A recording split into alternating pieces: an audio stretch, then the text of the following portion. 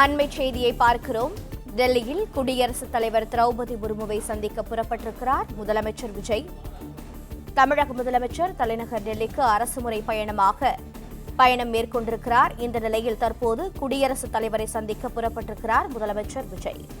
டெல்லியில் குடியரசுத் தலைவர் திரௌபதி முர்முவை சந்திக்க இருக்கிறார் முதலமைச்சர் விஜய். குடியரசுத் தலைவரை சந்திக்க தமிழ்நாடு இல்லத்திலிருந்து முதலமைச்சர் விஜய் புறப்பட்டிருக்கிறார்.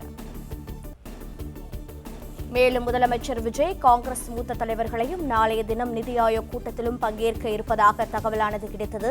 தற்போது குடியரசுத் தலைவர் மாளிகைக்கு முதலமைச்சர் விஜய் செல்கிறார். அந்த நேரடி காட்சிகளை பார்க்கிறோம். டெல்லியில் குடியரசுத் தலைவர் திரௌபதி முர்முவை சந்திக்க புறப்பட்டிருக்கிறார் முதலமைச்சர் விஜய்.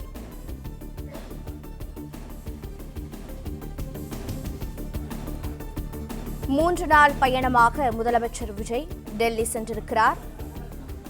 நாளைய தினம் பிரதமர் மோடி தலைமையிலான நிதி ஆயோக் கூட்டத்தில் பங்கேற்க இருப்பதாகவும், இன்றைய தினம் மேலும் காங்கிரஸ் மூத்த தலைவர்கள் மேலும் பல தலைவர்களையும் சந்திக்க இருப்பதாகவும் தகவல் கிடைத்தது. நாளை மறுதினம் மங்களூருவுக்கு செல்ல இருப்பதாகவும் தகவலானது கிடைத்தது. தற்போது குடியரசுத் தலைவர் திரௌபதி முர்முவை சந்திக்க முதலமைச்சர் விஜய் தமிழ்நாடு இல்லத்திலிருந்து புறப்பட்டிருக்கிறார். அண்மை செய்தியை பார்க்கிறோம். விவரங்களோடு இணைப்பில் இருக்கிறார் செய்தியாளர் ராஜகுமரன். மேலும் விவரங்களை பதிவு செய்யலாம். 3 நாள் பயணமாக தமிழக முதலமைச்சர் விஜய் டெல்லி சென்றிருக்கின்றார். டெல்லி சென்றிருக்கக்கூடிய முதலமைச்சர் தமிழ்நாடு இல்லத்தில் தங்கியிருந்த நிலையில் தற்போது அங்கிருந்து குடியரசுத் தலைவரை சந்திப்பதற்காக புறப்பட்டிருக்கின்றார். இன்றைய முதலமைச்சருடைய டெல்லி சந்திப்பிலே குடியரசுத் தலைவர், குடியரசு துணைத் தலைவர் உள்ளிட்டவர்களை சந்திப்பதற்கான வாய்ப்பு இருப்பதாக சொல்லப்பட்டிருக்கின்றது. முதலமைச்சரான பிறகு முதல் முறையாக குடியரசுத் தலைவருடன் இந்த சந்திப்பை மேற்கொள்கின்றார் தமிழக முதலமைச்சர் சி ஜோசப் விஜய். கடந்த முறை டெல்லி சென்ற பொழுது அரசு நிர்வாகம் சார்பாக பல முக்கிய சந்திப்புகளை மேற்கொண்டிருந்தார். பிரதமர் உள்ளிட்டவர்களை எல்லாம் சந்தித்து பேசி இந்த நிலையில்தான் குடியரசுத் தலைவரை சந்திப்பதற்காக தற்போது தமிழ்நாடு இல்லத்திலிருந்து புறப்பட்டிருக்கிறார். நாளைய தினம் டெல்லியிலே நிதி ஆயோக் கூட்டம் நடைபெறுகின்றது.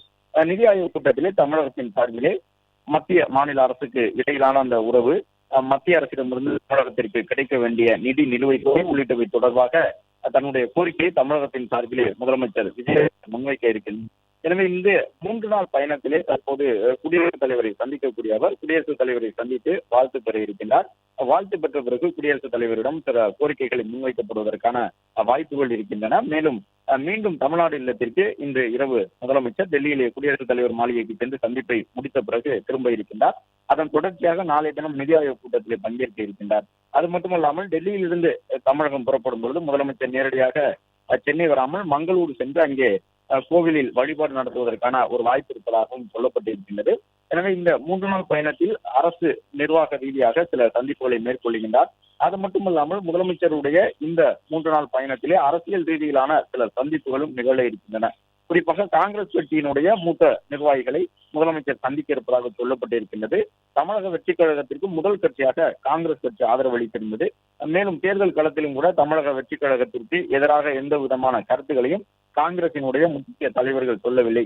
டெல்லியில் இருந்து வந்த தலைவர்களும் சரி, தமிழகத்தில் இருந்த ஒரு சில தலைவர்களும் சரி, தமிழக வெற்றி கழகத்தோடு கூட்டணி அமைக்க வேண்டும் என்று சொல்லி வந்தார்கள். இந்த நிலையில்தான் கடந்த வாரத்தில் டெல்லி சென்ற பொழுது முதலமைச்சர் கூட்டணி கட்சியினுடைய தலைவர்களை, குறிப்பாக காங்கிரஸ் கட்சியினுடைய தலைவர்களை சந்திப்பதற்கான வாய்ப்பு இல்லாமல் இருந்தது. எனவே இந்த பயணத்தின் பொழுது இந்த 3 நாள் பயணத்திலே ராகுல் காந்தி உள்ளிட்ட மூத்த தலைவர்களை அவர் சந்திப்பதற்கான வாய்ப்பு இருக்கின்றது என்ற தகவலை காங்கிரஸ் சார்பிலும் தமிழக வெற்றி கழகத்தின் சார்பிலும் கூறியிருக்கின்றார்கள்.